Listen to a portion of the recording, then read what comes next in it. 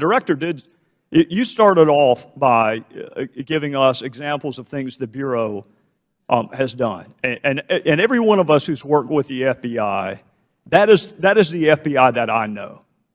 The one that went and saved that girl in North Carolina, that is the FBI that I know. What concerns me, Director, is when you have 5 immunity agreements and no prosecution, when you are allowing witnesses who happen to be lawyers, who happen to be targets, to sit in on an interview. That is not the FBI that I used to work with. So I've been really careful to not criticize you. In fact, I said it again this morning. They wanted to know, was he gotten to? Did somebody corrupt him? No, I just disagree with you. But it's really important to me that the FBI be respected. And you got to help us understand. Because it looks to me like some things were done differently that I don't recall being done back when I used to work with them. And with that, I would yield back to the chairman. This morning, we've had 9 straight Democrats talk to the FBI about emails without asking for immunity. That's a record. And I suspect the reason that they have not asked for immunity from Director Comey is they would say they've done nothing wrong. I find that interesting because that's exactly what Heather Samuelson and Cheryl Mills' attorneys said. In fact, they said it just a few days ago, and I'll quote it. The FBI considered my clients to be witnesses and nothing more. And then Ms. Mills and Ms. Samuelson's attorney said this. I think this is the most interesting part. The Justice Department assured us my clients did nothing wrong. Well, Mr. Chairman, if you're assuring subjects or targets or what witnesses, whatever you want to call them, that they've done nothing wrong, it does beg the question, what are you seeking and receiving immunity from? I mean, if you've done nothing wrong, laptops don't go to the Bureau of Prisons, Mr. Chairman. People do. So the immunity was not for the laptop. The immunity was for Cheryl Mills. And if the Department of Justice says you've done nothing wrong, it does beg the question of why you are seeking or receiving immunity. And it could be, Mr. Chairman, for a couple of different, it could be for the classified information that was the genesis of the investigation. It could be for the destruction of federal records, which came from that initial investigation, or it could be both. Mr. Comey, I want to ask you this. Did the Bureau interview everyone who originated an email that ultimately went to Secretary Clinton that contained classified information? I don't think so. Nearly everyone, but not everyone. Well, you and I had a discussion the last time about intent. You and I see the statute differently. My opinion doesn't matter. Yours does. You're the head of the Bureau. But in my judgment, you read an element into the statute that does not appear on the face of the statute. And then we had a discussion about intent. So why would you not interview the originator of the email to, number one, determine whether or not that originator had a conversation with the secretary herself?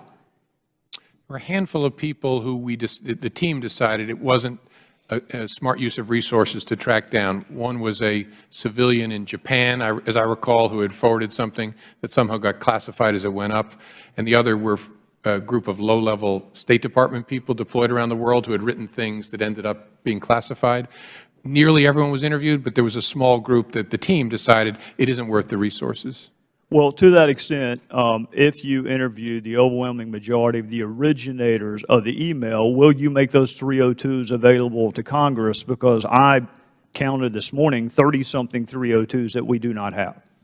Okay. I'll go back and check. My goal is maximum transparency, consistent with our obligations under the law.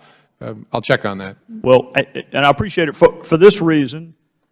Intent is awfully hard to prove. Very rarely do defendants announce ahead of time, I intend to commit this crime on this date.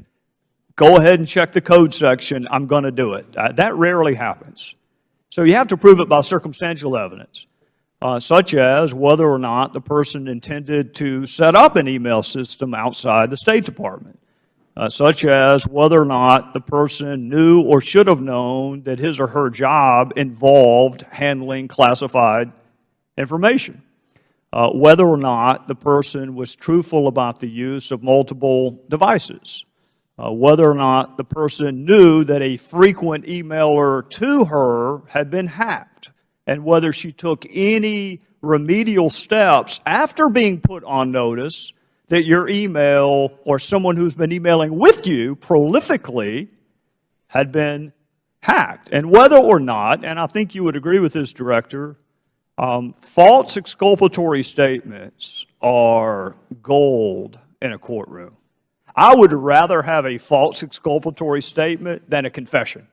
I would rather have someone lie about something and it be provable that that is a lie, such as that I neither sent nor received classified information, such as that I turned over all of my work-related emails.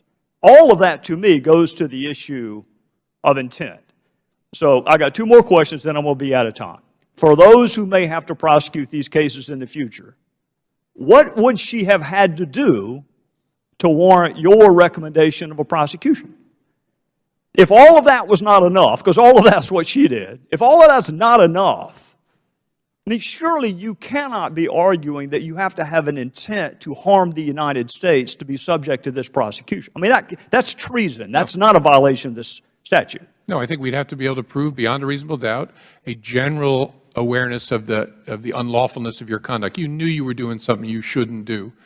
And then, obviously, that's on the face of the statute itself. Then you need to consider, so who else has been prosecuted and what circumstances, because it's all about prosecutorial judgment. But those 2 things would be the key questions. Can you prove that the person knew they were doing something they shouldn't do, a general criminal intent, general mens rea, but the way to treated other people similarly? The way to prove that is whether or not someone took steps to conceal or destroy what they've done. That is the best evidence you have, that they knew it was wrong, that they lied about it.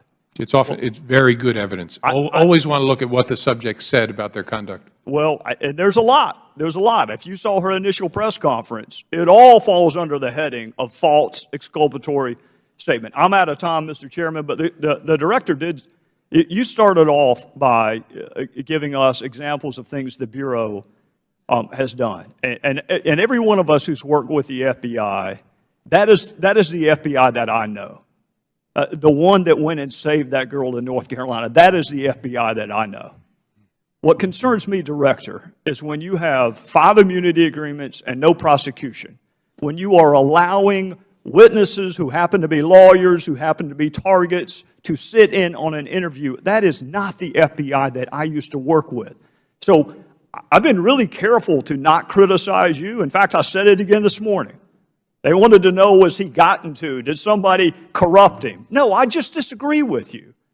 But it's really important to me that the FBI be respected. And you got to help us understand. Because it looks to me like some things were done differently that I don't recall being done back when I used to work with them. And with that, I would yield back to the chairman.